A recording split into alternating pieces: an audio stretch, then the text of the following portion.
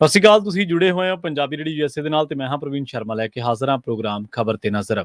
ਖਬਰ ਤੇ ਨਜ਼ਰ ਪ੍ਰੋਗਰਾਮ ਦੇ ਵਿੱਚ ਕਈ ਅਹਿਮ ਤੇ ਕਈ ਖਾਸ ਖਬਰਾਂ ਨੂੰ ਲੈ ਕੇ ਚਰਚਾ ਕਰਨ ਦੇ ਲਈ ਜੁੜ ਚੁੱਕੇ ਨੇ ਪੰਜਾਬ ਤੋਂ ਪੱਤਰਕਾਰ ਦੀਪਕ ਸ਼ਰਮਾ ਚਨਾਰਥਲ ਜੀ। ਸ਼ਰਮਾ ਜੀ, ਸਤਿ ਸ਼੍ਰੀ ਅਕਾਲ, ਸਵਾਗਤ ਹੈ ਜੀ ਪੰਜਾਬੀ ਰੇਡੀਓ ਯੂਐਸਏ ਤੇ ਜੀ। ਸਤਿ ਸ਼੍ਰੀ ਅਕਾਲ ਪ੍ਰਵੀਨ ਜੀ, ਸਾਰੇ ਦਰਸ਼ਕਾਂ ਨੂੰ ਸਰੋਤਿਆਂ ਨੂੰ ਪਿਆਰ ਭਰੀ ਸਤਿ ਸ਼੍ਰੀ ਅਕਾਲ। ਸਤਿ ਸ਼੍ਰੀ ਅਕਾਲ ਜੀ। ਪ੍ਰੋਗਰਾਮ ਦੇ ਵਿੱਚ ਅੱਗੇ ਵਧਣ ਤੋਂ ਪਹਿਲਾਂ ਧੰਨਵਾਦ ਕਰਦੇ ਚੱਲੀਏ ਸਪਾਂਸਰਸ ਦਾ, ਜਿਹੜੇ ਜ਼ਰੀਆ ਬਣਦੇ ਨੇ ਇਹਨਾਂ ਪ੍ਰੋਗਰਾਮਾਂ ਨੂੰ ਤੁਹਾਡੇ ਤੱਕ ਪਹੁੰਚਾਉਣ ਦੇ ਲਈ। ਖਾਲਸਾ ਇੰਸ਼ੋਰੈਂਸ ਏਜੰਸੀ ਵਾਲੇ, ਜਿਨ੍ਹਾਂ ਤੋਂ ਤੁਸੀਂ ਹਰ ਤਰੀਕੇ ਦੀ ਇੰਸ਼ੋਰੈਂਸ ਲੈ ਸਕਦੇ ਹੋ। ਇੰਸ਼ੋਰੈਂਸ ਬਾਰੇ ਪਤਾ ਕਰਨ ਦੇ ਲਈ ਇਹਨਾਂ ਦਾ ਨੰਬਰ ਹੈ 408-272-2500। ਇਹ 1992 ਤੋਂ ਲਗਾਤਾਰ ਇੰਸ਼ੋਰੈਂਸ ਬਿਜ਼ਨਸ ਦੇ ਵਿੱਚ ਸ਼ਾਨਦਾਰ ਸੇਵਾਵਾਂ ਦੇ ਰਹੇ ਨੇ ਤੇ ਅਮਰੀਕਾ ਭਰ ਦੇ ਵਿੱਚ ਇੰਸ਼ੋਰੈਂਸ ਕਰਦੇ ਨੇ। ਓਬਾਮਾ ਕੇਅਰ, ਮੈਡੀਕੇਅਰ ਜਾਂ ਫਿਰ ਕਵਰਡ ਕੈਲੀਫੋਰਨੀਆ ਬਾਬਤ ਪਾਲਿਸੀ ਕਰਵਾਉਣ ਦੇ ਲਈ, ਸਲਾਹ ਲੈਣ ਦੇ ਲਈ ਅੱਜ ਹੀ ਕਾਲ ਕਰੋ 408-272-2500 ਤੇ। ਟਰਕੀਅਨ ਇਮੀਗ੍ਰੇਸ਼ਨ ਲਾ ਫਰਮ ਵਾਲੀ, ਜੇ ਟਰਕੀਆਨਾ ਟੌਰਨੀ ਟਰਕੀਆਨਾ ਦੇ ਨਾਲ ਤੁਸੀਂ ਯੂਐਸ ਇਮੀਗ੍ਰੇਸ਼ਨ ਬਾਬਤ ਕੋਈ ਵੀ ਸਲਾਹ ਕਰਨੀ ਹੈ, ਕੋਈ ਵੀ ਸਵਾਲ ਪੁੱਛਣਾ ਤੇ ਇਹਨਾਂ ਦਾ ਨੰਬਰ ਹੈ 415-909-0503। ਗੁਰਦੀਪ ਸਿੰਘ ਬਿਰਦੀ ਕਲੋਵਿਸ, ਮਨਦੀਪ ਸਿੰਘ, ਸੰਦੀਪ ਕੌਰ ਸੈਨ ਹੋਜ਼ੇ, ਗੁਰਪਾਲ ਸਿੰਘ ਸੈਕਰਾਮੈਂਟੋ, ਜਿੰਦ ਕੌਰ ਬੇਕਰਸਫੀਲਡ, ਕਮਲਜੀਤ ਸਿੰਘ ਮੱਖਣ ਦੌਲਤਪੁਰੀਆ ਸੈਂਟਰਲ ਵੈਲੀ ਤੇ ਜੱਸੀ ਗਿੱਲ ਪਲੰਬਿੰਗ ਵਾਲੇ ਬੇਕਰਸਫੀਲਡ ਤੋਂ। ਇਹਨਾਂ ਸਾਰੇ ਹੀ ਸਪਾਂਸਰਸ ਦਾ ਬਹੁਤ ਬਹੁਤ ਧੰਨਵਾਦ। ਤੇ ਜੇਕਰ ਤੁਸੀਂ ਵੀ ਪੰਜਾਬੀ ਰੇਡੀਓ ਯੂਐਸਏ ਦੇ ਇਹਨਾਂ ਪ੍ਰੋਗਰਾਮਾਂ ਨੂੰ ਸਪਾਂਸਰ ਕਰਨਾ ਚਾਹੁੰਦੇ ਹੋ ਤਾਂ ਸਟੂਡੀਓ ਦਾ ਨੰਬਰ ਹੈ 408-272-5500। ਅੱਜ ਦਾ ਇਹ ਖਬਰ ਤੇ ਨਜ਼ਰ ਪ੍ਰੋਗਰਾਮ ਸਾਲ 2024 ਦੀ 6 ਸਤੰਬਰ ਦਾ ਪ੍ਰੋਗਰਾਮ ਹੈ ਤੇ ਦਿਨ ਅੱਜ ਸ਼ੁੱਕਰਵਾਰ ਹੈ। ਸ਼ਰਮਾ ਜੀ, ਖਬਰਾਂ ਦੀ ਸ਼ੁਰੂਆਤ ਕਰੀਏ। ਇਸ ਵੇਲੇ ਦੀ ਖਾਸੀ ਚਰਚਿਤ ਖਬਰ ਹੈ 100 ਕਰੋੜ ਦੇ ਇੱਕ ਸਾਈਬਰ ਸਕੈਮ ਦੇ ਮਾਮਲੇ ਦੇ ਵਿੱਚ ਮਾਨ ਸਾਹਿਬ ਦੇ ਮੰਤਰੀ ਬੈਂਸ ਦਾ ਨਾਂ ਗੂੰਜ ਰਿਹਾ ਜੀ। ਬਿਲਕੁਲ ਜੀ, ਬਹੁਤ ਵੱਡੀ ਖਬਰ ਹੈ। ਔਰ ਡੀਜੀਪੀ ਤੋਂ ਲੈ ਕੇ ਪੰਜਾਬ ਦੇ ਮੁੱਖ ਮੰਤਰੀ ਤੱਕ ਇਸ ਦੇ ਉੱਤੇ ਗੁਪਤ ਤੌਰ ਤੇ ਚਰਚਾਵਾਂ ਕਰ ਰਹੇ ਨੇ, ਪਰ ਜਨਤਾ ਕੋਈ ਕੁਝ ਨਹੀਂ ਬੋਲ ਰਿਹਾ ਜੀ। ਨਾ ਅਜੇ ਤੱਕ ਪੁਲਿਸ ਤੰਤਰ ਇਸ ਮਸਲੇ ਤੇ ਮੂੰਹ ਖੋਲ ਰਿਹਾ, ਨਾ ਮੁੱਖ ਮੰਤਰੀ ਭਗਵੰਤ ਮਾਨ ਹੋਰਾਂ ਦੀ ਕੈਬਨਿਟ ਇਸ ਮਸਲੇ ਤੇ ਮੂੰਹ ਖੋਲ ਰਹੀ ਹੈ, ਨਾ ਹੀ ਇਸ ਪਹਿਲੂ ਨੂੰ ਲੈ ਕੇ ਅਜੇ ਤੱਕ ਮੰਤਰੀ ਦਾ ਕੋਈ ਖੰਡਨ ਆਇਆ ਜੀ, ਤੇ ਨਾ ਹੀ ਇਸ ਮਸਲੇ ਤੇ ਮੀਡੀਆ ਖੁੱਲ ਕੇ ਗੱਲ ਕਰ ਰਿਹਾ। ਕਈ ਪਹਿਲੂ ਨੇ ਇਸ ਘਟਨਾ ਦੇ ਜੀ। ਅਸਲ ਦੇ ਵਿੱਚ ਪ੍ਰਵੀਨ ਜੀ, ਘਟਨਾ ਇੱਥੋਂ ਸਾਹਮਣੇ ਆਉਂਦੀ ਹੈ ਕਿ ਸਾਈਬਰ ਕ੍ਰਾਈਮ ਦੇ ਵਿੱਚ ਇੱਕ ਲੇਡੀ ਇੰਸਪੈਕਟਰ ਹੈ। ਉਹ ਲੇਡੀ ਇੰਸਪੈਕਟਰ ਪੂਰੇ ਮਾਮਲੇ ਦੀ ਇੱਕ ਰਿਪੋਰਟ ਬਣਾ ਕੇ 4 ਪੰਨਿਆਂ ਦੀ ਪੰਜਾਬ ਦੇ ਡੀਜੀਪੀ ਕੋਲ ਇੱਕ ਤਰ੍ਹਾਂ ਦੀ ਸ਼ਿਕਾਇਤ ਕਰਦੀ ਹੈ। ਠੀਕ ਹੈ ਜੀ। ਮੋਹਾਲੀ ਦੇ ਵਿੱਚ ਲੇਡੀ ਇੰਸਪੈਕਟਰ ਅਮਨਜੋਤ ਕੌਰ ਜੀ, ਉਹਦੇ ਵੱਲੋਂ 4 ਪੰਨਿਆਂ ਦੀ ਇੱਕ ਸ਼ਿਕਾਇਤ ਤਿਆਰ ਕਰਕੇ ਡੀਜੀਪੀ ਨੂੰ ਭੇਜੀ ਗਈ ਹੈ। ਡੀਜੀਪੀ ਕੋਲ 100 ਕਰੋੜ ਦੀ ਸਾਈਬਰ ਧੋਖਾਧੜੀ ਦੀ ਸ਼ਿਕਾਇਤ ਦਰਜ ਕਰਾਈ ਜਾਂਦੀ। ਉਹ ਕਹਿੰਦੀ ਕਿ ਮੋਹਾਲੀ ਦੇ ਇੱਕ ਮਾਰਕੀਟ ਦੀ ਬੇਸਮੈਂਟ ਦੇ ਵਿੱਚ ਇੱਕ ਕਾਲ ਸੈਂਟਰ ਚਲਾਇਆ ਜਾ ਰਿਹਾ ਸੀ। ਉਸ ਕਾਲ ਸੈਂਟਰ ਦੇ ਰਾਹੀਂ ਭਾਰਤੀਆਂ ਨੂੰ, ਵਿਦੇਸ਼ੀਆਂ ਨੂੰ ਵੀ ਰਗੜਿਆ ਜਾ ਰਿਹਾ ਸੀ, ਉਹਨਾਂ ਨਾਲ ਧੋਖਾਧੜੀ ਕੀਤੀ ਜਾ ਰਹੀ ਸੀ ਤੇ ਇਹ ਸਾਰੇ ਮਾਮਲੇ 'ਚ ਪੈਸਾ ਕਮਾਇਆ ਜਾ ਰਿਹਾ ਸੀ। ਤੇ ਜਿਹੜੀਆਂ ਇਹ ਧੋਖਾਧੜੀ ਕਰਨ ਵਾਲੀਆਂ ਧਿਰਾਂ ਸੀ, ਉਹਨਾਂ ਦੇ ਖਿਲਾਫ ਸਾਈਬਰ ਕ੍ਰਾਈਮ ਦਾ ਕੇਸ ਬਣਾ ਕੇ ਮੈਂ FIR ਦਰਜ ਕੀਤੀ ਤੇ ਉਸ ਕਾਲ ਸੈਂਟਰ ਦੇ ਮਾਲਕ ਵਿਜੇ ਰਾਜ ਕਪੂਰੀਆ ਨੂੰ ਮੈਂ ਗ੍ਰਿਫਤਾਰ ਕਰ ਲਿਆ ਜੀ। ਤੇ ਇੰਸਪੈਕਟਰ ਕਹਿੰਦੀ ਜਦੋਂ ਮੈਂ ਗ੍ਰਿਫਤਾਰ ਕੀਤਾ ਤਾਂ ਉਹ ਵਿਜੇ ਰਾਜ ਕਪੂਰੀਆ ਕਹਿੰਦਾ ਕਿ ਤੂੰ ਮੈਨੂੰ ਕੀ ਕਾਰਵਾਈ ਕਰ ਲਏਗੀ, ਤੈਨੂੰ ਪਤਾ ਨਹੀਂਗਾ ਮੇਰਾ ਨਿੱਜੀ ਸੰਬੰਧ ਹੈ ਹਰਜੋਤ ਸਿੰਘ ਬੈਂਸ ਨਾਲ। ਠੀਕ ਆ, ਅੱਛਾ। ਤੇ ਅਸੀਂ ਉਹਨੂੰ ਮੋਟਾ ਪਾਰਟੀ ਫੰਡ ਦਿੰਦੇ ਆ, ਸਾਡਾ ਆਪਸੀ ਤਾਲਮੇਲ ਹੈ, ਤੂੰ ਮੇਰਾ ਕੀ ਵਿਗਾੜ ਲੇਗਾ। ਕਹਿੰਦੀ ਉਹਦੇ ਨਾਂ ਤੇ ਮੈਨੂੰ ਧਮਕਾਇਆ ਗਿਆ ਜਾਂ ਕਿਹਾ ਗਿਆ। ਹੁਣ ਇਸ ਤੋਂ ਬਾਅਦ ਉਹ ਕਹਿੰਦੀ ਕਿ ਜੀ ਇਸ ਮਾਮਲੇ ਦੇ ਵਿੱਚ ਫਿਰ ਜੋਤੀ ਯਾਦਵ, ਜਿਹੜੀ ਹਰਜੋਤ ਬੈਂਸ ਹੋਰਾਂ ਦੀ ਧਰਮ ਪਤਨੀ ਔਰ ਮੋਹਾਲੀ 'ਚ SP ਹੈ, ਤੇ ਇਹ ਲੇਡੀ ਇੰਸਪੈਕਟਰ ਕਹਿੰਦੀ ਫਿਰ ਜੋਤੀ ਯਾਦਵ ਜਿਹੜੀ ਮੰਤਰੀ ਸਾਹਿਬ ਦੀ ਧਰਮ ਪਤਨੀ ਹੈ, ਕਹਿੰਦੀ ਕਿ SP ਦੀ ਸੇਵਾਵਾਂ ਨਿਭਾ ਰਹੀ ਹੈ, ਉਹਨੇ ਇਸ ਮਾਮਲੇ 'ਚ ਦਖਲ ਦੇਣਾ ਸ਼ੁਰੂ ਕਰਤਾ ਤੇ ਮੈਨੂੰ ਕਿਹਾ ਕਿ ਤੂੰ ਇਸ ਕੇਸ ਤੋਂ ਦੂਰ ਹੋ ਜਾ, ਤੇਰਾ ਇਸ ਕੇਸ ਨਾਲ ਕੋਈ ਲੈਣਾ ਦੇਣਾ ਨਹੀਂ। ਕਹਿੰਦੀ ਮੈਨੂੰ ਧਮਕਾਉਣ ਦੀ, ਪਰੇ ਕਰਨ ਦੀ ਕੋਸ਼ਿਸ਼ ਕੀਤੀ। ਇਸ ਲੇਡੀ ਇੰਸਪੈਕਟਰ ਨੇ ਮੰਤਰੀ ਔਰ ਮੰਤਰੀ ਦੀ ਪਤਨੀ ਤੱਕ ਇਹ ਮਾਮਲੇ ਨੂੰ ਸੀਮਤ ਨਹੀਂ ਰੱਖਿਆ, ਉਹਨੇ ਜੱਜ ਵੀ ਲਪੇਟਿਆ ਇਹਦੇ ਵਿੱਚ। ਉਹ ਅੱਛਾ। ਉਹ ਕਹਿੰਦੀ ਇੱਕ ਸੈਸ਼ਨ ਜੱਜ ਹੈ ਜੀ, ਉਹਨੇ ਬਕਾਇਦਾ ਆਪਣੀ ਜਿਹੜੀ ਡੀਜੀਪੀ ਨੂੰ ਸ਼ਿਕਾਇਤ ਭੇਜੀ, ਉਹ 'ਚ ਜੱਜ ਸਾਹਿਬ ਦਾ ਨਾਮ ਵੀ ਦਰਜ ਕੀਤਾ, ਉਹਨਾਂ ਦੇ ਮਕਾਨ ਦਾ ਨੰਬਰ ਵੀ ਦਰਜ ਕੀਤਾ। ਉਹ ਕਹਿੰਦੀ ਇਸ ਜੱਜ ਨੇ ਇਸ ਕੰਪਨੀ ਤੋਂ ਜਿਹੜੇ ਚਲਾਉਂਦੇ ਸੀਗੇ ਹਨਾ ਕਾਲ ਸੈਂਟਰ, ਉਹਨਾਂ ਤੋਂ ਕਹਿੰਦੀ ਇੱਕ ਮਕਾਨ ਆਪਣੇ ਨਾਮ ਕਰਾਇਆ। ਅੱਛਾ। ਤੇ ਮਕਾਨ ਲੈਣ ਤੋਂ ਬਾਅਦ ਵੀ ਕਹਿੰਦੀ ਪਰ ਆਰਡਰ ਕੱਢਤੇ ਕਿ ਇਹਨਾਂ ਦੀ FIR ਕਰੋ। ਅੱਛਾ। ਕਹਿੰਦੀ ਉਸ ਆਧਾਰ ਤੇ FIR ਹੋ ਰਹੀ ਹੈ। ਹੁਣ ਕਹਿੰਦੀ ਕਿ ਉਹਨੇ ਉਹਦੇ ਵਿੱਚ ਜਿਹੜਾ ਡੀਜੀਪੀ ਨੂੰ ਲਿਖਿਆ ਉਹਦੇ ਵਿੱਚ ਜੱਜ ਦਾ ਨਾਮ ਵੀ ਦੱਸਤਾ, ਮਕਾਨ ਨੰਬਰ ਵੀ ਦੱਸਤਾ, ਇਹ ਵੀ ਨੇ ਖੁਲਾਸਾ ਕੀਤਾ। ਆਪਣੀ ਸ਼ਿਕਾਇਤ 'ਚ ਉਹਨੇ ਇਹ ਵੀ ਦਾਅਵਾ ਕੀਤਾ, ਕਹਿੰਦੀ ਕਿ ਜੋਤੀ ਯਾਦਵ ਜਿਹੜੀ SP ਹੈ ਤੇ ਇੱਕ DSP ਹੈ ਗੁਰਸ਼ੇਰ, ਉਹ ਮੈਨੂੰ ਗੈਰ ਕਾਨੂੰਨੀ ਢੰਗ ਨਾਲ 2 ਨੰਬਰਾਂ ਦੀ ਕਾਲ ਲਿਸਟ ਕੱਢਣ ਲਈ ਮਜਬੂਰ ਕਰਦੇ ਸੀ। ਉਹ ਸਾਈਬਰ ਦੇ ਵਿੱਚ ਉਹਦੀ ਇੰਸਪੈਕਟਰ ਲੱਗੀ ਹੋਈ ਹੈ ਨਾ, ਉਹ ਕਹਿੰਦੀ ਮੇਰੇ ਤੋਂ 2 ਨੰਬਰਾਂ ਦੇ ਕਾਲ ਲਿਸਟ ਕੱਢਣ ਲਈ ਮਜਬੂਰ ਕਰਦੇ ਸੀ ਇਹ ਨੰਬਰ 1158 ਅਸਿਸਟੈਂਟ ਪ੍ਰੋਫੈਸਰ ਖੁਦਕੁਸ਼ੀ ਕਰਨ ਵਾਲੀ ਪ੍ਰੋਫੈਸਰ ਬਲਜਿੰਦਰ ਕੌਰ ਨਾਲ ਜੁੜੇ ਹੋਏ ਨੇ। ਠੀਕ ਹੈ। ਉਹਦੇ ਧਿਆਨ ਚ ਹੋਣਾ ਇੱਕ ਕੁੜੀ ਨੇ ਚਿੱਠੀ ਲਿਖ ਕੇ ਖੁਦਕੁਸ਼ੀ ਕੀਤੀ ਸੀ ਜਿਸ ਚ ਬੈਂਸ ਦਾ ਨਾਂ ਆਇਆ ਸੀ। ਹੁਣ ਇਹ ਉਸ ਨਾਲ ਵੀ ਜੁੜ ਰਹੀ ਹੈ। ਹੁਣ ਇਹ ਸਾਰਾ ਮਾਮਲਾ ਜਦੋਂ ਇਹ ਸ਼ਿਕਾਇਤ ਦੇ ਰੂਪ ਚ ਕੱਲ ਦੇਰ ਸ਼ਾਮ ਦਾ ਸਾਹਮਣੇ ਆਉਣਾ ਸ਼ੁਰੂ ਹੋਇਆ, ਰਾਤ ਭਰ ਮੀਡੀਆ ਚ ਇਹਦੇ ਪਰ ਮੰਥਨ ਹੋਇਆ, ਮੀਟਿੰਗਾਂ ਹੋਈਆਂ ਐਡੀਟਰਾਂ ਦੀਆਂ, ਸਾਰਾ ਕੁਛ, ਪਰ ਸਵੇਰ ਨੂੰ ਅਖਬਾਰ ਚ ਕਿਤੇ ਕਾਤਰ ਵੀ ਨਹੀਂ ਛਪੀ, ਹੈ ਨਾ। ਹੁਣ ਸਵੇਰ ਨੂੰ ਹੋ ਸਕਦਾ ਕਿਤੇ ਨਾ ਕਿਤੇ ਕੁਛ ਲੱਭ ਜਾਵੇ, ਕੋਈ ਮੀਡੀਆ ਥੋੜਾ ਜਿਹੜੇ ਤੇ ਗੱਲ ਕਰਦਾ।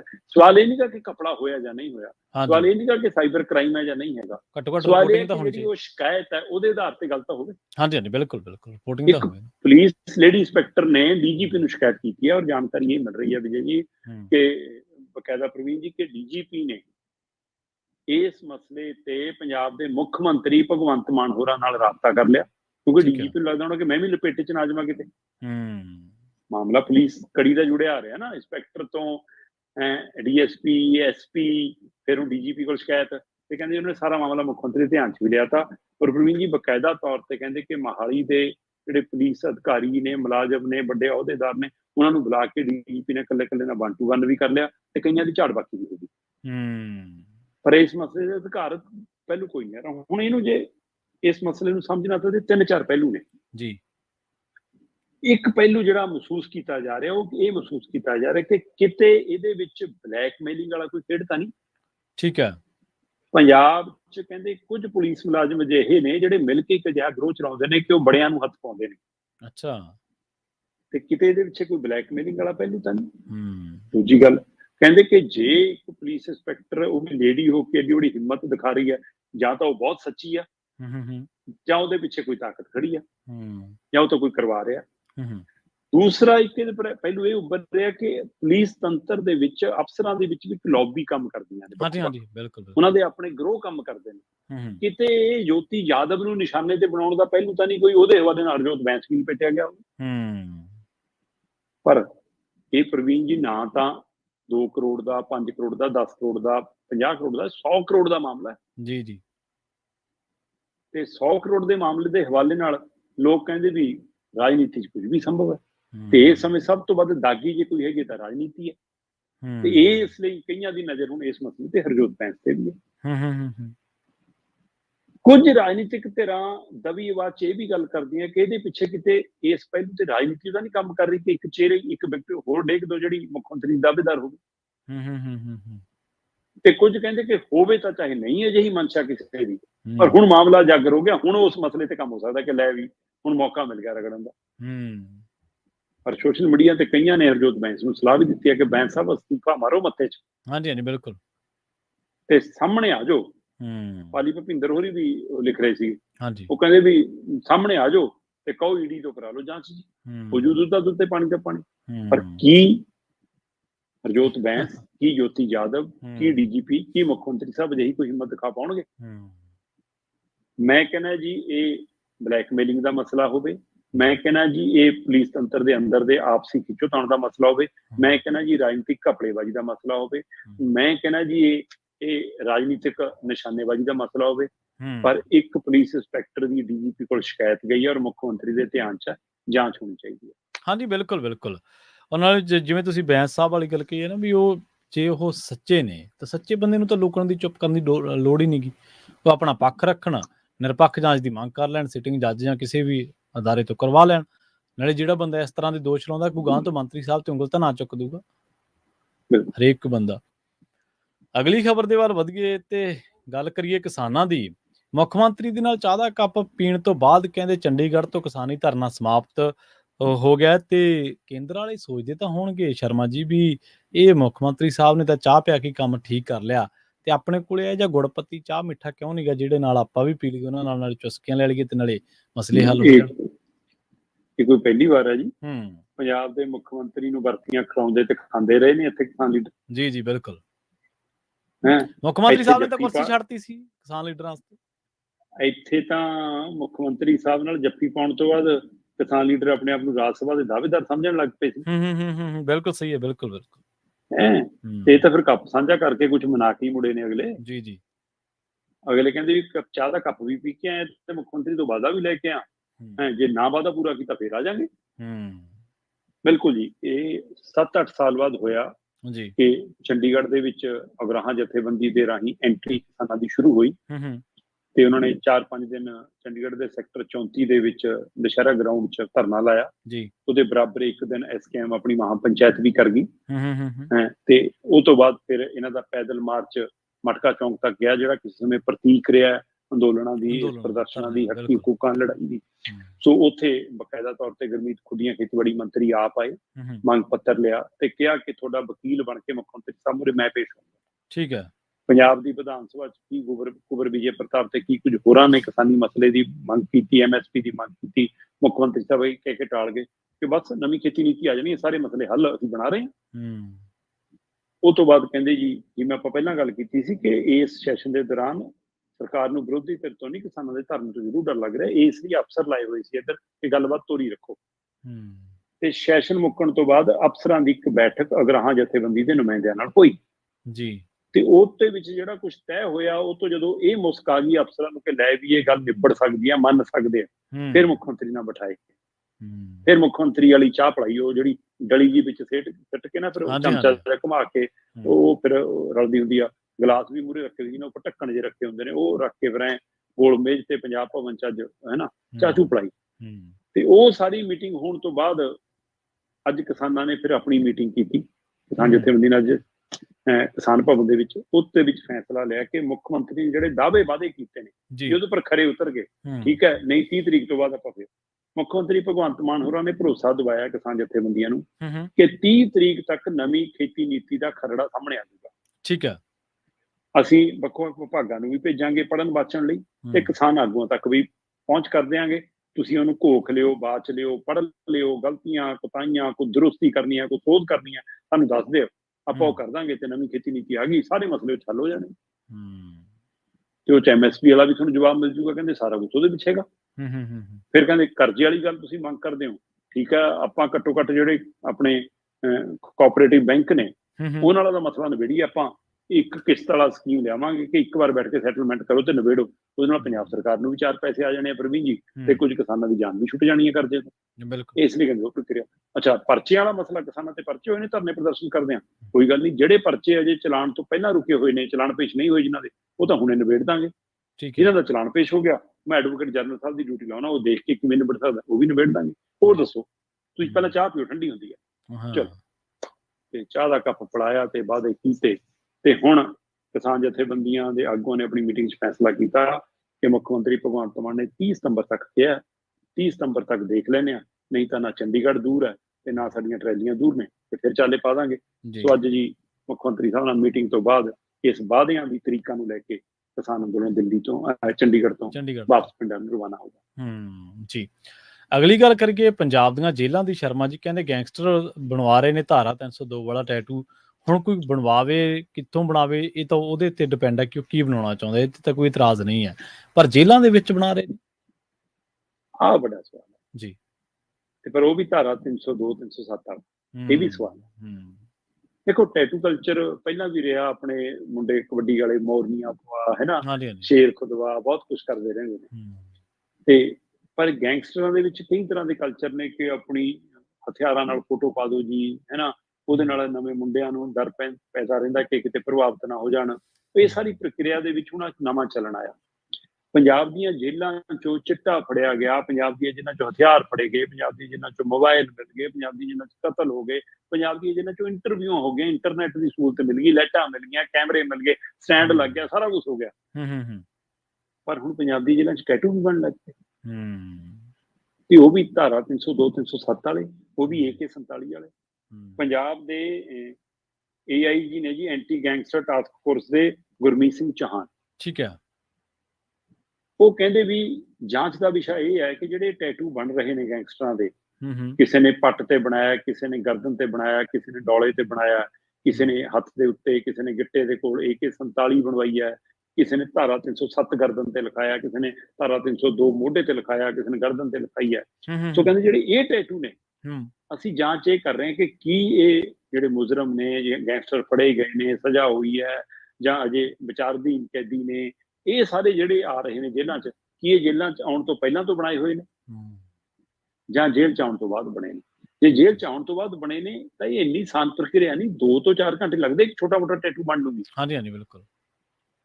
ਤੇ ਉਹ ਇੱਕ ਪੂਰੀ ਪ੍ਰਕਿਰਿਆ, ਇੱਕ ਕਲਾਕਾਰੀ ਹੈ। ਹੂੰ ਤੇ ਇਸ ਲਈ ਉਸ ਬੰਦੇ ਨੂੰ ਇਹ ਜਿਹਾ ਮਾਹੌਲ ਵੀ ਚਾਹੀਦਾ। ਕੀ ਇਹ ਜੇਲ੍ਹਾਂ ਚ ਇਹੋ ਜਿਹਾ ਮਾਹੌਲ ਪ੍ਰਬੰਧ ਕਰਵਾਇਆ ਜਾ ਰਿਹਾ, ਉਪਲਬਧ ਕਰਾਇਆ ਜਾ ਰਿਹਾ? ਇਹ 4-4 ਘੰਟੇ ਦੇ ਟੈਟੂ ਬਣ ਰਹੇ ਨੇ, ਕਿਤੇ ਕੋਈ ਨਵਾਂ ਧੰਦਾ ਕਾਰੋਬਾਰ ਤਾਂ ਨਹੀਂ ਸ਼ੁਰੂ, ਕਹਿੰਦੇ ਜਾਂਚ ਦਾ ਵਿਸ਼ਾ। ਤੇ ਜੇ ਜੇਲ੍ਹ ਚ ਨਹੀਂ, ਤੇ ਜੇਲ੍ਹ ਚ ਆਉਣ ਤੋਂ ਪਹਿਲਾਂ ਵੀ ਨਹੀਂ ਸੀ ਟੈਟੂ ਬਣਿਆ ਹੋਇਆ, ਫਿਰ ਕੀ ਜਦੋਂ ਤਰੀਕ ਤੇ ਜਾਂਦੇ ਨੇ, ਸੁਣਵਾਈ ਤੇ ਜਾਂਦੇ ਨੇ, ਜਦ ਹੋ ਰਿਹਾ ਖੇਡ? ਇਹ ਜਾਂਚ ਦਾ ਵਿਸ਼ਾ। ਪਰ ਇਹਦੇ ਵਿੱਚੋਂ ਜਾਂਚ ਦੇ ਦੌਰਾਨ ਹੀ ਇੱਕ ਪਹਿਲੂ ਇਹ ਉੱਭਰਿਆ ਕਿ ਵੀ ਹਥਿਆਰਾਂ ਤੱਕ ਵਾਲੇ ਤਾਂ ਠੀਕ ਆ, ਕਿ ਸ਼ੋਸ਼ੇਬਾਜ਼ੀ ਨੂੰ, ਦਿਖਾਵੇ ਨੂੰ, ਆਪਣੀ ਧੌਂਸ ਨੂੰ, ਪਰ ਕਹਿੰਦੇ ਜੀ ਧਾਰਾ 307 ਤੇ 302 ਵਾਲਾ ਜੇਲ੍ਹਾਂ ਦੇ ਅੰਦਰ ਹੋਰ ਕੈਦੀਆਂ ਤੇ ਦਬਾਅ ਬਣਾਉਣ ਲਈ ਬਣਾਏ ਜਾਂਦੇ ਨੇ ਟੈਟੂ।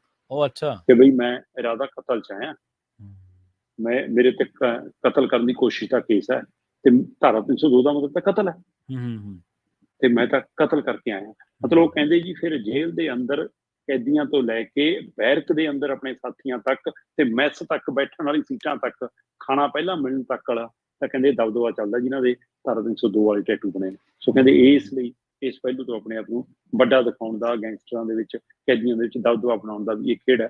ਪਰ ਜਾਂਚ ਦਾ ਵਿਸ਼ਾ ਹੈ ਕਿ ਟੈਟੂ ਅੰਦਰ ਬਣ ਰਹੇ ਨੇ ਜਾਂ ਬਾਹਰ ਜਾ ਕੇ ਬਣਵਾਏ ਜਾ ਰਹੇ ਨੇ, ਇਹ ਵੀ ਸਵਾਲ।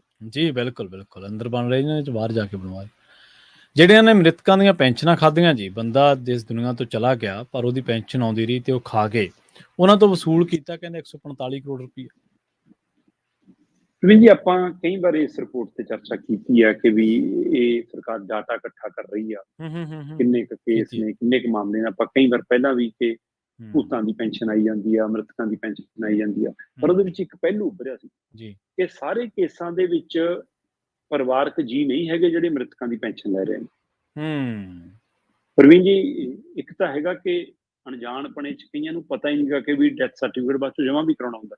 ਹਾਂਜੀ ਹਾਂਜੀ, ਜੇ ਬਣਵਾ ਲਿਆ ਤਾਂ ਫਿਰ ਜਮ੍ਹਾਂ ਹੀ ਨਹੀਂ ਕਰਨਾ। ਅਗਲੇ ਕਹਿੰਦੇ ਆਪਣੇ ਬਾਪੂ ਦੇ ਨਾਂ ਤੇ ਕਿਹੜਾ ਕੋਈ ਜ਼ਮੀਨ ਆ, ਆਪਾਂ ਨੂੰ ਕੀ ਲੋੜ, ਆਪਾਂ ਡੈਥ ਸਰਟੀਫਿਕੇਟ ਨਹੀਂ ਕਰਨਾ। ਸੋ ਪਰ ਇਹ ਭੁੱਲ ਜਾਂਦੇ ਨੇ ਕਿ ਪੈਨਸ਼ਨ ਆਉਂਦੀ ਆ, ਭਾਈ ਪੈਨਸ਼ਨ ਤਾਂ ਬੰਦ ਹੋਊਗੀ ਜੇ ਆਪਾਂ ਸਰਟੀਫਿਕੇਟ ਜਮ੍ਹਾਂ ਕਰਾਵਾਂਗੇ। ਅਗਲਿਆਂ ਦੇ ਕਾਗਜ਼ਾਂ 'ਚ ਜਿਉਂਦਾ ਹੈ ਤੇ ਅਗਲੇ ਹਰ ਮਹੀਨੇ ਖਾਤੇ 'ਚ ਪਾਈ ਜਾਂਦੇ ਨੇ। ਹੁਣ ਜੇ ਪਰਿਵਾਰ ਨਹੀਂ ਕਢਾ ਰਿਹਾ ਤਾਂ ਕੀ ਬੈਂਕ 'ਚ ਕਪੜਾ ਹੋ ਰਿਹਾ ਜਾਂ ਖਾਤਿਆਂ 'ਚ ਪਏ ਨੇ? ਕੁਝ ਥਾਵਾਂ ਤੇ ਪਰਿਵਾਰਾਂ ਦੇ ਮਾਮਲੇ ਤੇ ਵੀ ਕਪੜਾ ਹੋਊਗਾ, ਕੁਝ ਥਾਵਾਂ ਤੇ ਬੈਂਕ ਨਾਲ ਮਿਲ ਕੇ ਵੀ ਕਪੜਾ ਹੋਊਗਾ, ਕੁਝ ਥਾਂ ਇਕੱਲੇ ਬੈਂਕ ਨਾਲ ਕਪੜਾ ਹੋਊਗਾ, ਕੁਝ ਤਾਂ ਖਾਤਿਆਂ 'ਚ ਪਏ ਹੋਣਗੇ। ਸੋ ਇਹ ਸਾਰੀ ਪ੍ਰਕਿਰਿਆ 'ਚ ਜਾਂ ਕੁਝ ਥਾਵਾਂ ਤੇ ਗੈਰ ਲਾਭਪਾਤਰੀ ਵੀ ਹੁਣ ਫੜੇ ਜਾ ਰਹੇ ਨੇ, ਜਿਹੜੇ ਪਾਤਰ ਨਹੀਂ ਹੈਗੇ ਪੈਨਸ਼ਨ ਲੈਣ ਦੀ ਪਰ ਉਹ ਵੀ ਪੈਨਸ਼ਨ ਲਈ ਜਾਂਦੇ ਨੇ। ਇਹੋ ਜਿਹੇ ਬੰਦਿਆਂ ਦੀ ਵੀ ਸੂਚੀ ਤਿਆਰ ਹੋ, ਤੇ ਮ੍ਰਿਤਕ ਤੇ ਗੈਰ ਲਾਭਪਾਤਰੀਆਂ ਦੀ ਜਿਹੜੀ ਸੂਚੀ ਹੈ ਉਹ ਲਗਭਗ 2.5 ਲੱਖ ਤੇ ਅੱਪੜ ਗਈ।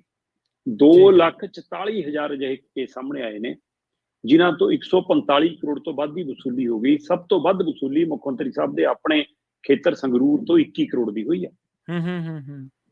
21 ਕਰੋੜ ਦੀ ਵਸੂਲੀ ਸਭ ਤੋਂ ਵੱਧ ਇੱਥੋਂ ਹੈ। ਉਹ ਤੋਂ ਬਾਅਦ ਅੰਮ੍ਰਿਤਸਰ 'ਚ 10 ਕਰੋੜ ਤੋਂ ਵੱਧ ਦੀ ਵਸੂਲੀ ਹੈ। ਉਹ ਤੋਂ ਬਾਅਦ ਗੁਰਦਾਸਪੁਰ ਅਜਿਹਾ ਆਏਗਾ ਜਿੱਥੇ 15 ਕਰੋੜ ਤੋਂ ਵੱਧ ਦੀ ਵਸੂਲੀ ਹੈ। ਇਸੇ ਤਰ੍ਹਾਂ ਤਰਨਤਾਰਨ 'ਚ 10 ਕਰੋੜ ਤੋਂ ਵੱਧ ਦੀ ਵਸੂਲੀ ਹੈ। ਮੋਗਾ 'ਚ 14 ਕਰੋੜ ਤੋਂ ਵੱਧ ਦੀ ਵਸੂਲੀ ਹੈ। ਪਟਿਆਲਾ 'ਚ 10 ਕਰੋੜ ਦੀ, ਤੇ ਸੰਗਰੂਰ 'ਚ 21 ਕਰੋੜ 46 ਲੱਖ ਦੀ ਵਸੂਲੀ ਹੈ। ਜਦੋਂ ਕਿ ਸਭ ਤੋਂ ਵੱਧ ਮਾਮਲੇ ਪਟਿਆਲੇ 'ਚ ਆਏ ਨੇ, 24,000 ਤੋਂ ਵੱਧ ਅਜਿਹੇ ਮਾਮਲੇ ਫੜੇ ਗਏ ਨੇ। ਇਸ ਤੋਂ ਬਾਅਦ ਵਾਰੀ ਜਲੰਧਰ ਦੀ ਆਉਂਦੀ ਹੈ, 20,000 ਤੋਂ ਵੱਧ ਮਾਮਲੇ ਅਜਿਹੇ ਫੜੇ ਗਏ ਨੇ। ਇਹ ਤੋਂ ਬਾਅਦ ਵਾਰੀ ਬਠਿੰਡਾ ਦੀ ਆਉਂਦੀ ਹੈ, 19,000 ਤੋਂ ਵੱਧ ਅਜਿਹੇ ਕੇਸ ਫੜੇ ਗਏ ਨੇ।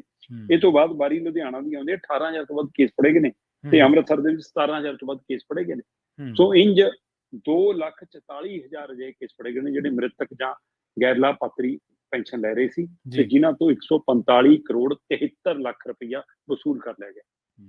ਜੀ, ਤੇ ਸ਼ਰਮਾ ਜੀ ਅਗਲੀ ਖਬਰ ਦੇ ਵੱਲ ਵਧੀਆ ਗੱਲ ਕਰੀਏ ਕੈਨੇਡਾ ਦੀ। ਵੀਜ਼ਾ ਹੋਣ ਦੇ ਬਾਵਜੂਦ ਕੈਨੇਡਾ ਦੇ ਹਵਾਈ ਅੱਡਿਆਂ ਤੋਂ ਕਹਿੰਦੇ ਸੈਂਕੜੇ ਵਿਦੇਸ਼ੀ ਜਿਨ੍ਹਾਂ ਨੂੰ ਵਾਪਸ ਭੇਜਿਆ ਜਾ ਰਿਹਾ ਜੀ। ਦੇਖੋ, ਕੈਨੇਡਾ ਇਸ ਸਮੇਂ ਖਾਸੀ ਮੁਸ਼ਕਲਾਂ ਨਾਲ ਜੂਝ ਰਿਹਾ ਪ੍ਰਵੀਨ। ਉੱਥੇ ਆਰਥਿਕ ਸੰਕਟ ਵੀ ਹੈ, ਉੱਥੇ ਰਾਜਨੀਤਿਕ ਸੰਕਟ ਵੀ ਹੈ। ਟਰੂਡੋ ਸਰਕਾਰ ਤੋਂ NDP ਨੇ, ਜਗਮੀਤ ਹੋਰਾਂ ਦੀ ਪਾਰਟੀ ਨੇ ਸਮਰਥਨ ਵਾਪਸ ਲੈ ਲਿਆ। ਹਾਂਜੀ ਹਾਂਜੀ, ਤੇ ਲੱਗ ਰਿਹਾ ਕਿ ਟਰੂਡੋ ਸਰਕਾਰ ਡਿੱਗ ਸਕਦੀ ਹੈ, ਸਮੇਂ ਤੋਂ ਪਹਿਲਾਂ ਚੋਣਾਂ ਹੋ ਸਕਦੀਆਂ। ਕੰਜ਼ਰਵੇਟਿਵ ਵਾਲੇ ਕਹਿੰਦੇ ਅਸੀਂ ਬੇਭਰੋਸਗੀ ਮਤਾ ਲਿਆਵਾਂਗੇ। ਟਰੂਡੋ ਕਹਿੰਦਾ ਮੈਂ ਆਪਣਾ ਸਮਾਂ ਪੂਰਾ ਕਰੂੰਗਾ, ਬਹੁਤ ਕੰਮ ਕਰਨੇ ਨੇ ਅਜੇ ਤਾਂ। ਤੇ ਧਿਰਾਂ ਕਹਿੰਦੀਆਂ ਨਹੀਂ ਤੂੰ ਤਾਂ ਕੁਝ ਕਾਰਪੋਰੇਟ ਘਰਾਣਿਆਂ ਲਈ ਵੀ ਕੰਮ ਕਰਦਾ, ਆਪਣੇ ਵਾਲਾ ਹੀ ਸਿਸਟਮ ਪੂਰੇ ਪੰਜਾਬ ਭਾਰਤ ਵਾਲਾ ਜਿਵੇਂ ਹੈਗਾ ਉਹ ਜਿਹੇ ਦੋਸ਼ ਲੱਗ ਰਹੇ ਨੇ, ਤੇ ਕੁਝ ਘਰਾਣਿਆਂ ਲਈ ਤੁਸੀਂ ਕੰਮ ਕਰ ਰਹੇ। ਸੋ ਉਹ ਸਾਰੀ ਪ੍ਰਕਿਰਿਆ ਦੇ ਵਿਚਾਲੇ ਕੈਨੇਡਾ ਦੇ ਵਿੱਚ ਜੋ ਆਰਥਿਕ ਸਥਿਤੀ ਬਣੀ ਹੈ, ਬਾਹਰਲਿਆਂ ਦੀ ਆਮਦ ਬਣੀ ਹੈ, ਉਹ ਵੀ ਇੱਕ ਮੁੱਦੇ ਬਣ ਰਹੇ ਨੇ। ਉਹਨਾਂ ਮੁੱਦਿਆਂ ਦੇ ਵਿੱਚ ਪਿਛਲੇ ਦਿਨੀ ਆਪਾਂ ਦੇਖਿਆ ਕਿ ਕਾਲਜਾਂ ਤੇ ਅਸਰ ਪਿਆ, ਸਟੱਡੀ ਵੀਜ਼ੇ ਘਟ ਗਏ, ਵਿਦਿਆਰਥੀਆਂ ਦੀ ਜਾਣੇ ਘਟ ਗਏ, ਕਈਆਂ ਦੇ ਵੀਜ਼ੇ ਮਿਲਣੋਂ ਰਹਿ ਗਏ। ਮਤਲਬ ਇਸ ਸਮੇਂ ਕੈਨੇਡਾ ਨੇ ਵੀਜ਼ੇ ਦੇਣ ਦੀ ਪ੍ਰਕਿਰਿਆ 'ਚ ਵੀ ਖੜੋਤ ਲਿਆਂਦੀ ਹੈ, ਚਾਹੇ ਉਹ ਸਟੱਡੀ ਵੀਜ਼ੇ ਨੇ, ਚਾਹੇ ਉਹ ਵਰਕ ਵੀਜ਼ੇ ਨੇ, ਚਾਹੇ ਉਹ ਟੂਰਿਸਟ ਵੀਜ਼ੇ ਨੇ। ਪਰ ਇਹਦੇ ਬਾਵਜੂਦ ਕੁਝ ਮਾਮਲੇ ਅਜਿਹੇ ਸਾਹਮਣੇ ਆ ਰਹੇ ਨੇ ਕਿ ਬੰਦਿਆਂ ਕੋਲ ਵਾਜਬ ਵੀਜ਼ਾ ਪੂਰੇ ਦਸਤਾਵੇਜ਼ ਨੇ, ਉਹ ਕੈਨੇਡਾ ਅਪੜ ਵੀ ਗਏ ਪਰ 에ਅਰਪੋਰਟ ਤੋਂ ਵਾਪਸ ਭੇਜੇ ਜਾ ਰਹੇ ਨੇ। ਜੁਲਾਈ ਮਹੀਨੇ ਦੇ ਵਿੱਚ ਹੀ 5800 ਕੇਸ ਅਜਿਹੇ ਆਏ ਨੇ, 5853 ਮਾਮਲੇ ਜੇ ਸਾਹਮਣੇ ਆਏ ਨੇ ਕਿ ਕੈਨੇਡਾ ਦੇ 에ਅਰਪੋਰਟ ਤੋਂ ਵਿਦੇਸ਼ੀ ਨਾਗਰਿਕਾਂ ਨੂੰ ਹਵਾਈ ਅੱਡਿਆਂ ਤੋਂ ਹੀ ਵਾਪਸ ਭੇਜ ਦਿੱਤਾ ਗਿਆ। ਚ ਵਿਦਿਆਰਥੀ ਵੀਜ਼ੇ ਵਾਲੇ ਵੀ ਨੇ, ਸਟੱਡੀ ਵੀਜ਼ੇ ਵਾਲੇ ਵੀ ਨੇ, ਟੂਰਿਸਟ ਵੀਜ਼ੇ ਵਾਲੇ ਵੀ ਨੇ, ਵਰਕ ਪਰਮਿਟ ਵਾਲੇ ਵੀ ਨੇ, ਤੇ ਇਹਨਾਂ ਵਿਦੇਸ਼ੀਆਂ ਦੇ ਵਿੱਚ ਭਾਰਤੀ ਵੀ ਨੇ ਤੇ ਪੰਜਾਬੀ ਵੀ ਨੇ ਜੀ। ਤੇ ਪਿਛਲੇ ਕੁਝ ਮਹੀਨਿਆਂ ਦੀ ਜਿਹੜੀ ਔਸਤ ਨਿਕਲ ਰਹੀ ਹੈ ਜਿਹੇ ਜਿਹਨਾਂ ਨੂੰ 에ਅਰਪੋਰਟ ਤੋਂ ਹੀ ਕੈਨੇਡਾ ਤੋਂ ਮੋੜਿਆ ਜਾ ਰਿਹਾ, ਉਹਨਾਂ ਦੀ ਔਸਤ 3500 ਤੋਂ 3700 ਬਣ ਰਹੀ ਹੈ ਹਰ ਮਹੀਨੇ ਦੀ। ਉਹ ਅੱਛਾ। ਤੇ ਜੁਲਾਈ ਮਹੀਨਾ ਕੱਲਾ ਹੀ 5800 ਹੈ। ਜੁਲਾਈ ਮਹੀਨੇ ਚ 5853 ਬੰਦੇ ਵਾਪਸ ਭੇਜਦੇ ਉੱਥੋਂ 에ਅਰਪੋਰਟ ਤੋਂ। ਤੇ ਇਹ ਵੀ ਪਤਾ ਲੱਗ ਰਿਹਾ ਕਹਿੰਦੇ ਜੀ ਕਿ ਜਿਹੜੇ ਇਹ ਤਾਂ ਚਲੋ ਹਵਾਈ ਨੇ, ਜਿਹੜੇ ਪੈਦਲ ਮਤਲਬ ਸੜਕੀ ਮਾਰਗ ਰਾਹੀਂ ਅਮਰੀਕਾ ਤੋਂ ਇੱਧਰ ਨੂੰ ਆਉਂਦੇ ਨੇ, ਉਹਨਾਂ ਦੀ ਵੀ ਕਾਗਜ਼ ਪੱਤਰੀ ਖਾਸੀ ਜਾਂਚ ਕਰਕੇ ਕਹਿੰਦੇ ਕੋਸ਼ਿਸ਼ ਕੀਤੀ ਜਾ ਰਹੀ ਕਿ ਜਿੰਨੇ ਰੋਕੇ ਜਾਣ ਉਹਨੂੰ ਰੋਕ ਲਓ। ਇਮੀਗ੍ਰੇਸ਼ਨ ਵਾਲੇ ਵਕੀਲਾਂ ਦਾ ਕਹਿਣਾ ਕਿ ਸਿਆਸਤਦਾਨਾਂ ਨੇ ਕਹਿੰਦੇ ਬਾਰਡਰ ਅਫਸਰਾਂ ਦੇ ਕੰਨ 'ਤੇ ਫੂਕ ਮਾਰਤੀ ਕਿ ਵਿਦੇਸ਼ਾਂ ਤੋਂ ਆਉਣ ਵਾਲੇ ਲੋਕ ਸਾਡੇ ਮੁਲਕ ਲਈ ਹੁਣ ਖਤਰਾ ਬਣ ਰਹੇ ਨੇ, ਇਹਨਾਂ ਦੀ ਆਮਦ ਘਟਾਓ, ਰੋਕੋ। ਸੋ ਇਹ ਪ੍ਰਕਿਰਿਆ ਖਾਸੀ ਸਖਤ ਹੁੰਦੀ ਜਾ ਰਹੀ ਹੈ। ਕਾਲਜ ਵਾਲੇ ਬੇਸ਼ੱਕ ਰੋ ਪਿੱਟ ਰਹੇ ਨੇ, ਬੱਚਿਆਂ ਨੂੰ ਰਹਿਣਾ ਖਾਣਾ ਉੱਥੇ ਬਹੁਤ ਮਹਿੰਗਾ ਹੋ ਗਿਆ ਹੈ, ਘਰ ਇੱਕ ਮਸਲਾ ਬਣ ਗਿਆ ਹੈ, ਸਰਕਾਰ ਆਪਣੀ ਮੁਸ਼ਕਲ 'ਚ ਉਲਝੀ ਹੈ, ਰਾਜਨੀਤਿਕ ਆਪਣੀ ਸਥਿਤੀ ਉਲਝੀ ਹੈ, ਜਿਹਦੇ ਵਿੱਚ ਆਹ ਇੱਕ ਨਵਾਂ ਪਹਿਲੂ ਆ ਰਿਹਾ। ਸੋ ਵੈਸੇ ਵੀਜ਼ਿਆਂ ਦੀ ਮਦਦ ਵੀ ਘਟਾਤੀ ਕੈਨੇਡਾ ਨੇ, ਤੇ ਜਿਹੜੇ ਲੈ ਕੇ ਜਾ ਰਹੇ ਨੇ ਉਹਨਾਂ ਨੂੰ 에ਅਰਪੋਰਟ ਤੋਂ ਮੋੜਨਾ ਵੀ ਸ਼ੁਰੂ ਕਰਤਾ। ਇਸ ਲਈ ਮਾੜਾ ਜਿਹਾ ਚੌਕਸ ਰਹਿਣ ਕੈਨੇਡਾ ਨੂੰ ਜਾਣਾ। ਜੀ ਬਿਲਕੁਲ। ਸ਼ਰਮਾ ਜੀ, ਇਹਨਾਂ ਖਾਸ ਖਬਰਾਂ ਤੇ ਖਾਸ ਜਾਣਕਾਰੀਆਂ ਦੇ ਲਈ ਤੁਹਾਡਾ ਬਹੁਤ ਬਹੁਤ ਧੰਨਵਾਦ ਜੀ। ਬਹੁਤ ਸ਼ੁਕਰੀਆ ਜੀ। ਪ੍ਰੋਗਰਾਮ ਖਬਰ ਤੇ ਨਜ਼ਰ ਨੂੰ ਆਪਾਂ ਇੱਥੇ ਸਮਾਪਤ ਕਰਾਂਗੇ। ਤੁਹਾਡਾ ਸਾਰਿਆਂ ਦਾ ਵੀ ਬਹੁਤ ਧੰਨਵਾਦ। ਸਤਿ ਸ਼੍ਰੀ ਅਕਾਲ। ਜੁੜੇ ਰਹੋ ਪੰਜਾਬੀ ਰੇਡੀਓ USA ਦੇ ਨਾਲ।